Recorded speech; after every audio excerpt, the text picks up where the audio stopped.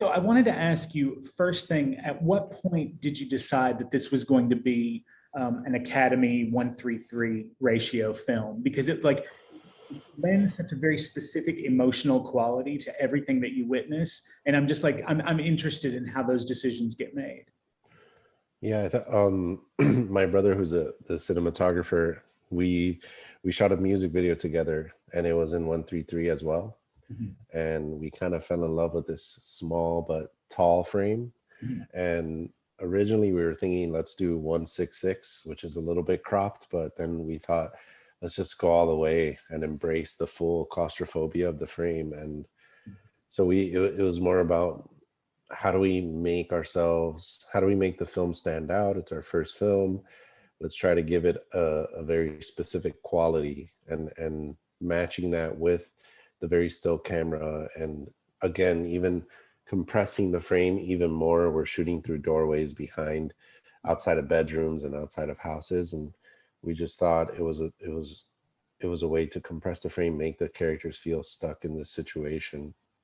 Oh, absolutely. And that's it's fascinating to me that you've got so much of your family on your crew with this film. Does that make it easier in some situations or more difficult?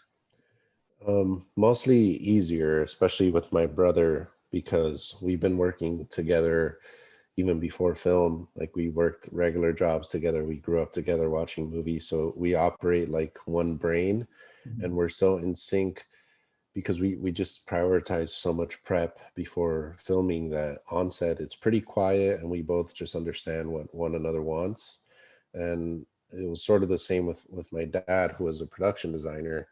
He just has a lot of experience with art. He used to paint, and he was into architecture, so this was a chance for him to flex his muscles and build the set, because he was practically alone. Like, he was almost the entirety of the art department throughout. And that was the case for most of us. Like, there must have been like 15 crew at most, and it was just a big collaboration. So I think the family aspect kind of sets the tone for the whole crew, and everyone's kind of a friend of a friend. So there were no egos, and it makes it a little bit easier to work. Well, that's excellent to hear. And also, especially considering the family that's being portrayed on screen, that, if only things could have gone a bit smoother there as well. I wanted to ask you a little bit about the setting, about working in Utah. I mean, because it's Mhm. like, it's not the usual environment that we associate with this kind of story. And I was wondering like how that was was that a freeing aspect of the thing for you, that you could define your own visual landscape that way? It's interesting because we weren't originally planning on Utah. I mean, my brother and I are from Miami, which would have even been more different.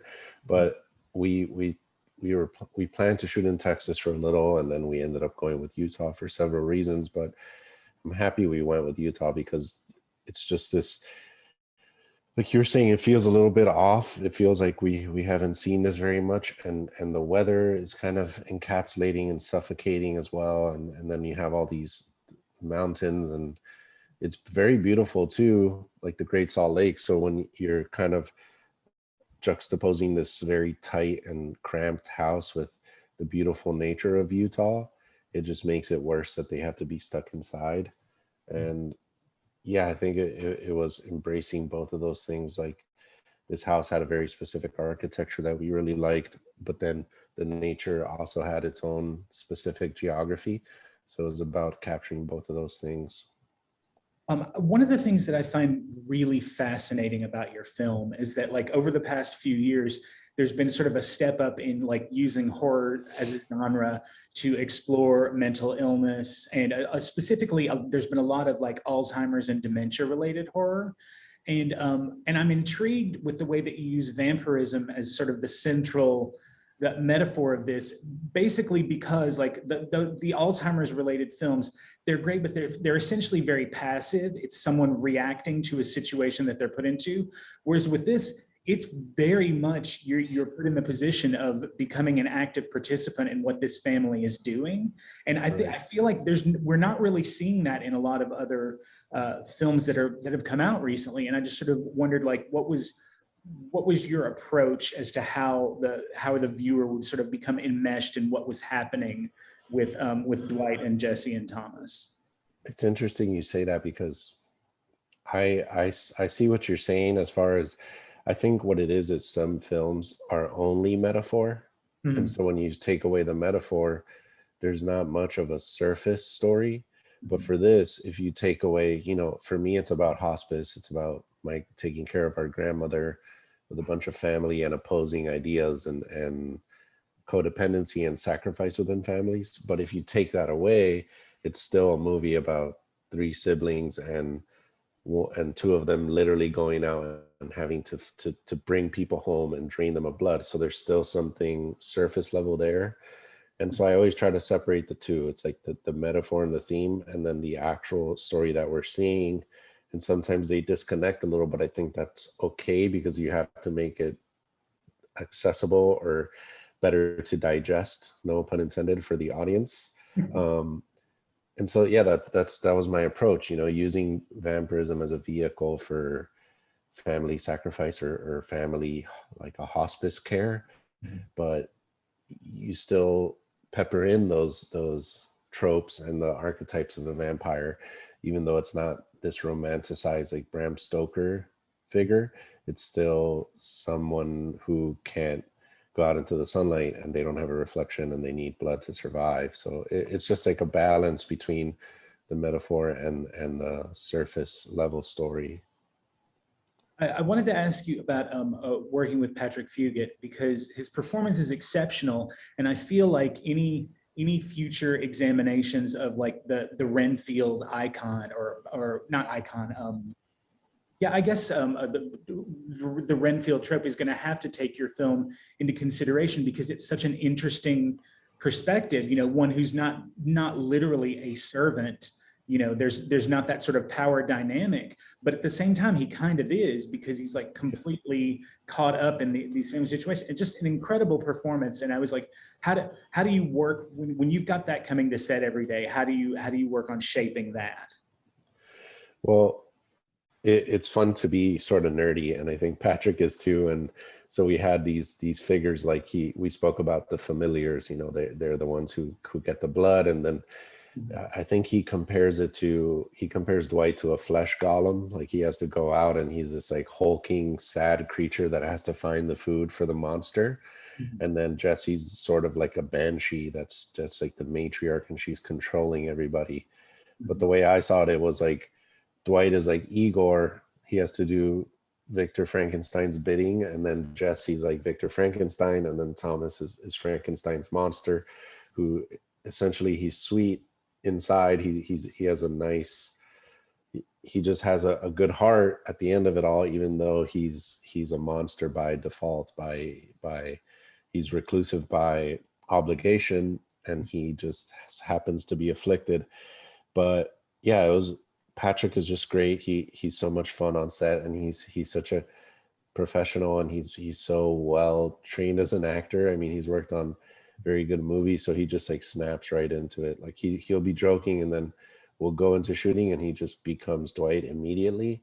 And it was just about having that conversation that he's a sad person. Like he's very physically able, but not mentally or emotionally able. And it was this contradiction that made it very interesting for him to play. And we just had a lot of fun with that. It's amazing to me like how good a job you do of maintaining such a consistent tone.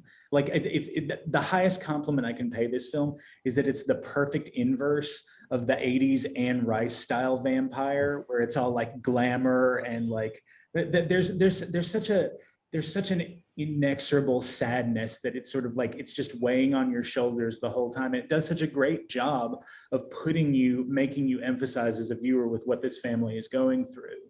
And that's amazing. Like consistent tone is something that like some of the greats struggle for that their entire careers. And like you knocked it out of the park the first time. So well done on that part. Thank you. Thank you. Um, Yeah. Um, yeah, I've always been someone who acknowledges atmosphere. Even in my short films, I was just something I always focused on so much, just like creating a thick atmosphere or keeping a tone consistent. So that's something that I've been practicing more than I would say other things. Like I prioritize that over some other things that maybe are more important. But I enjoy having uh, an atmosphere throughout, even if there's little bits of levity or there's bursts of violence. Just keeping kind of a consistent atmosphere. So I'm glad you picked up on that. Oh, certainly. I'm into one of the things that I find really fascinating, especially about how the film begins, is that there's a very proceduralist aspect to it, and in that sort of like this is how things go like regularly for them, and it's interesting because it struck me as that like it's very similar in narrative procedure, but not in terms of style or like what it's doing to the beginning of The Hunger, Hmm. which is sort of like it's rooted in just sort of like laying out like here's the standard operating parameters that Yeah. things are happening in, and then immediately they get turned around as the story expands. And I'm sort of fascinated by that because like were there any like specific vampire narratives that you either wanted to like acknowledge or react against while you were putting Hmm. this film together? Well, I think I react well to films like Let the Right One In, and then the cannibal movie We Are What We Are. The I've only seen the Mexican one, but again, it's something that it's all about rituals, and it's this family unit, and they stay alive because they have this MO, they have this methodical thing that they're so good at. And I love just throwing the audience in without an explanation. Like, here we are, this is how it gets done, and it's already pretty bad, and how is it going to get worse? So I'm very interested in those kind of narratives, but just kind of subverting the expectations. Like you said, it wasn't this Anne Rice style vampire. It was something that was stripped down, and I wanted it to be treated like a sickness. There's not even any fangs. So it's certainly not a blessing. There isn't really much magic involved in it, but it's about this sickness. And I think when someone is sick in your family, you grow to learn these procedures and these rituals. And that's what I was interested in, is we're showing these people, and they're pretty good at doing this thing that's very horrible, and it almost seems like it's a transaction, especially for Jessie. She's just like waiting for the groceries to come home. Yeah, yeah, a truly sick variety of at-home delivery, which is something Yeah. a lot of us have become acclimated to during the pandemic. Um, Yeah, it's very I, relevant. very much so. I wanted to ask you about the Eduardo segment because I feel like this is the absolute heart of the film.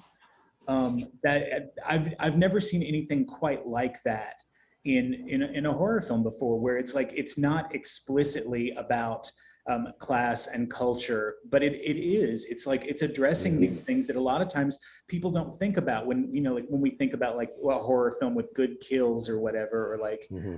this is actually sort of makes you look at like politically what that's saying and what that's doing. And I'm just sort of in awe of that. That's the one that just sort of it just shakes you up. No, if you sort of like taken in the first part of the film and like I accept this, I'm going with this, and then that just sort of shakes you up and like no, you can't accept this. You have to Yeah, acknowledge yeah. it. Well, it's interesting. I think that's one of my favorite aspects, or the one that sticks with me the most. And it was about humanizing all the characters that are sort of judged by society. You have the homeless person, you have the sex worker, and then you have the immigrant. um, my parents are both immigrants from Colombia. They came to Miami in the 80s, and so I wanted to add a little subplot in there that was like an homage to their experience. And obviously this is much more exaggerated, the but essentially it's about the pursuit of the American dream, and he did not get it at all. Like it went extremely sour, and it seems exaggerated, but it is true. It's very tragic for a lot of these immigrants, especially undocumented ones. And so that was an important thing for me to kind of have this little commentary there, and humanizing the victims, so they're not just props that get killed, you know, in a cool way. So it was about just commenting on that and how society deems some of these groups less valuable than others. You know, they're the quote unquote, they won't be missed, and Jesse even points to that.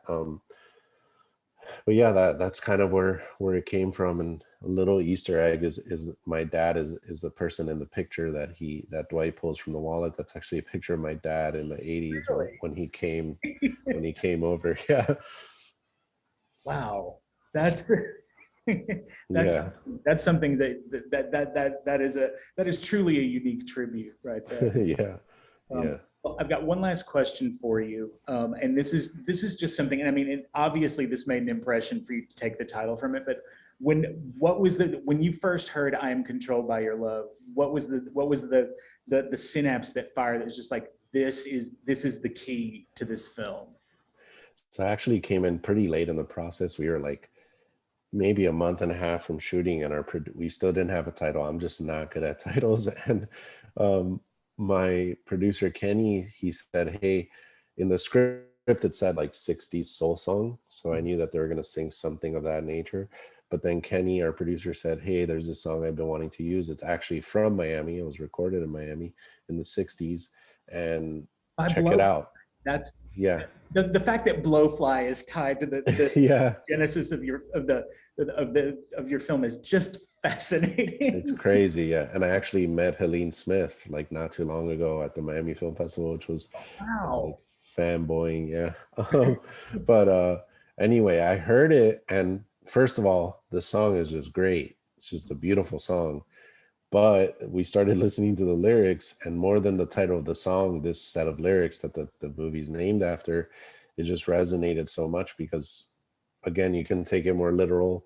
You know, the vampire's heart won't beat literally if they don't feed him, but it's also more, it's about sacrifice. It's about the love as well. You know, I told Helene Smith what the film was about, and she's like, it's a love song, right? And I'm like, well, the film's about love. You know, it is pretty it's pretty gruesome at times, and it's pretty bleak, but I think it's all done out of love. Like Jesse's killing for love, Dwight's kind of holding on to dear life because of it, and Thomas, at the end of the day, loves his siblings. So they're all controlled by one another's love, and that's kind of what's keeping this unhinged equilibrium in the house.